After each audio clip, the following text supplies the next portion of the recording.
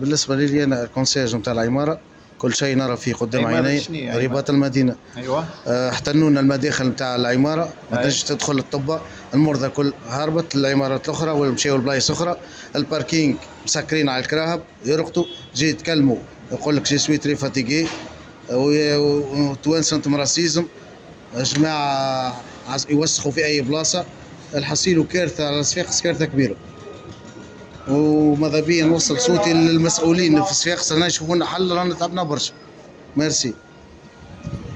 أنا من مستغلي محل هوني في عمارة رباط المدينة، فحقيقة نعانيو تو أيامات. العمارة تنجم تقول محاصرة بالأفارقة من جنوب الصحراء، لا حريف يجم يجيك، لا تنجم تطلع البيروك، تخاف تجي في ليل المكتب متاعك. الأوساخ، الروائح، كذلك الساحة اللي بجنبنا اللي اسم إنسان معناها من الناس اللي جابت الاستقلال ومن رجال الاقتصاد في صفاقس الشيخ بن عبد الله، نشوفوا فيها وضعيات. أنا مشيت لأفريقيا وشفت ما شفناهاش، هالفوضى هذه وهالأهمال ما شفناهاش بعمرنا بالكل.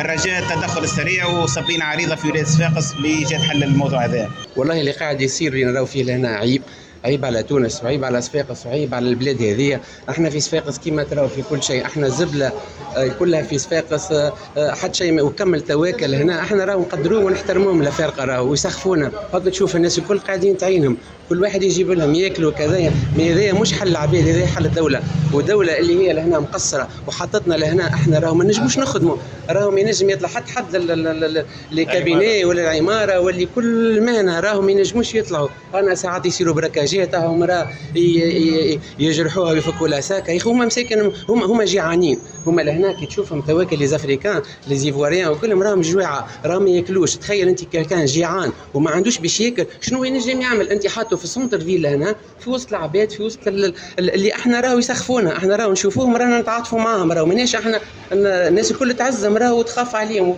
وكان تقعد نص ساعه وتشوف تو كل واحد يجيب لهم حاجه، اللي يجيب له ساندويتش واللي يجيب له بريوش واللي يجيب له خبز واللي يجيب له فطور وما ينسي دو سويت. اما هذه عمرها ما صارت بالطريقه هذه. الدوله وين صحيح مش بالطريقه هذه. وانت عباد تحطهم لهنا راهم جيعانين، والجيعان وقت اللي انت تسيبوا جيعان شنو ينجم يعمل لهنا؟ راهو شيء غريب ما يصيرش في سنتر فيل في وسط العباد. وين احنا لهنا رانا ندفعوا في كل شيء، الاداءات نتاعنا الناس الكل تدفع فيها. من بعد لهنا انت كدوله راك مطالبه باش توفر لي الحمايه، باش توفر لي الامن في البلاد هذه. احنا ما فماش امن، ما فماش.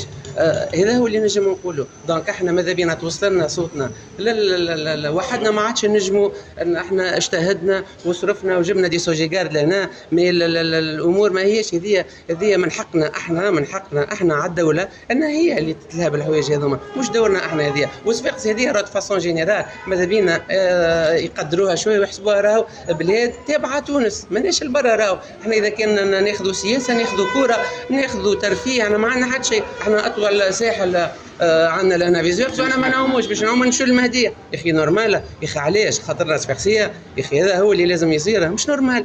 هذا هو اللي نجم نقولوه. وكهو الله يوفقك. إضافة إلى الصورة هذه اللي الكارثية، أنه نأكد لكم وبحكم تواجدنا في العمارة رباط المدينة أنه ثم فلوس قاعدة تدور بين الأفارقة هذه، وثم نظام وثم تكتيك. كل الرجاء التدخل وانقاذ عمارة رباط المدينة وانقاذ صفاقس وانقاذ تونس من الكارثة هذه.